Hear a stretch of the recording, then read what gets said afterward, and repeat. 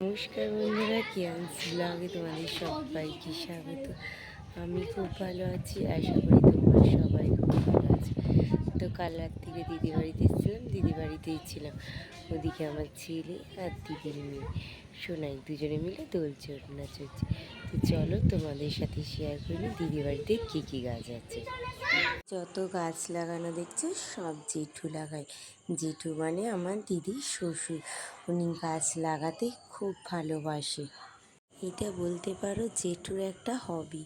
জেঠু গাছকে খুব ভালোবাসে। তো জেঠু সারাদিনের ম্যাক্সিমাম সময়টাই গাছের পিছনে দিয়ে দেয়। যদিও জেঠু এখন রিটায়ার বলে এতটা সময় গাছের পিছনে দিতে পারে। আগে খুব একটা সময় দিতে পারতো না, অফিস থেকে এসে তারপর গাছের যত্ন করতো। একটা জিনিস দেখো, গাছে রোজ জল যাতে দিতে পারে বা এমনিতেও যাতে জল যাতে গাছ রোজ পায়, তার জন্য বোতলের পিছন দিকটা কেটে এরকম জল ভরে রেখেছে, আর টিপ টিপ করে জল পড়ছে। এই যে আমাদের দিদিদের বাড়ির বড় সদস্য ডোরা। আর পিছনে রয়েছে আম বাগান, আর আম বাগানে আম ভর্তি হয়ে রয়েছে।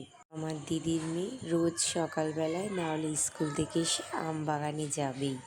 স্কুল থেকে এসে আম কুড়োতে যায়, আর নইলে ভোরবেলায় স্কুলে যাওয়ার আগে। তো আজকের মতো ভিডিও এইটুকুনি থাক, পরে আবার দেখাবে। ততক্ষণ তোমরা ভালো থেকো, সুস্থ থেকো আর সাবধানে থেকো। টাটা।